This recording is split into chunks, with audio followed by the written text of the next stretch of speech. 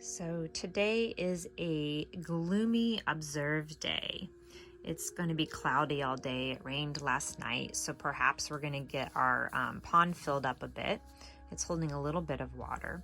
But today I'm observing patterns, specifically this pattern that I work with in the fruit of life, the 13 spheres. But that really has come from these inner 7 spheres, the base code of the quantum memoir, surrounding this one purpose. That was the whole point of all of this for me. And to do these 6 moves, these 6 actions on a regular basis, a patterned, consistent basis, because I felt that it was going to develop something within me. And now that's been years, and it absolutely has. Because what it's done is it's, divulged to me the path of least resistance. So what I'm seeing that I want to do is I just kind of want to go through this train of thought of these little synchronicities or breadcrumbs that come up for me. And the ideas that come forward are relatable to, in my mind, to all of humanity, not just myself. And so I want to see if this trail of thought, of symbolism, of concepts, makes sense to, a square person, somebody that thinks in a more modern, consumeristic, materialistic way. So I just want to hear myself. So let's see. Let me begin. This is the final Earth cycle, the 4th corner, or the waning crescent moon. And so in this cycle, I've set my purpose, my ground. Right here is to pay attention to this decay that adapts so that this muscle can be rebuilt into something stronger. My intention is right here to really harmonize these 2 forces, this primal force with this cultured persona in the, matrix. And so now my observation is coming through and the patterns that I play with in this, 7 spheres of the base code, and then the 13 spheres of the flower of life, or the fruit of life pattern, And so as I was doing some sacred geometry studies, and then combining that with some Kabbalah studies that Bodhi's doing, because now he's 40, he's going into his tradition of learning about this, I've come to this conclusion, this information about these 6 moves. So in this idea of where super consciousness comes from, prior to conscious awareness, there's these 6 moves, these 6 emanations, which create sound. Each sound is building, more and more physicality to it in a sense, but all of these are metaphysical, these 6 moves. And so in these studies, I found it fascinating because it goes with the 6 moves of, Buckminster Fuller, the idea that I pull in from this vector equilibrium of these 6 chords, these arrays, that atomic ray pattern that stands out in the work that I do.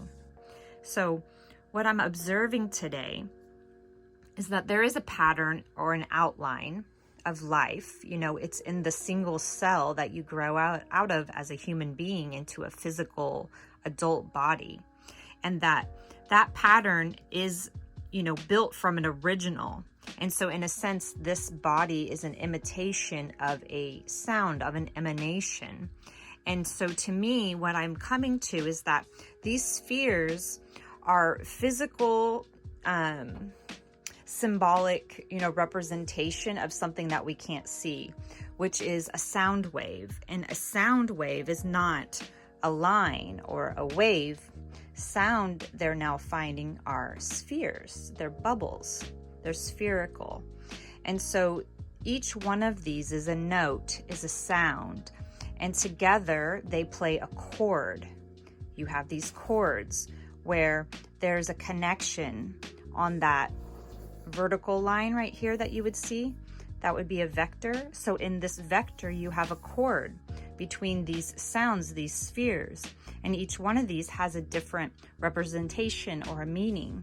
So what's happening in this fruit of life, emanation, this pattern, is that I'm using my inspiration, what I imagine, as the original blueprint of the sound of my superconscious coming through these 6 emanations from something that is concealed to something that is revealed to become my life experience.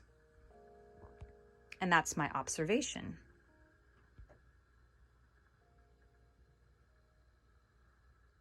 So then what my goal is to recognize this path of least resistance, that the energy is going to always go where it is easiest for it to flow. And if there's any resistance, then that is a force being exerted in a pattern to cause it to go in a different way. And so what I would like to do, like I'm doing with the land, is help channel and carve, direct that force that's being exerted through the path of least resistance. So let me see if I can explain that in a short way. So if the rain comes down and it naturally hits the ground and it goes wherever the path of least resistance is, and it, flows to the bottom of the ridge, I live on top of a ridge, then if I start carving out these little channels, then that water, that original wave, that original pattern is now going to go into a different direction because I've carved out a new channel for it.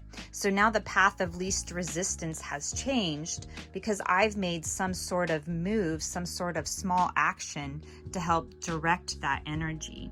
So it's sort of like imagining, seeing the original blueprint, what the rain wants to naturally do with the land, and then say, oh, I don't really want it to go over there. I want it to come over here.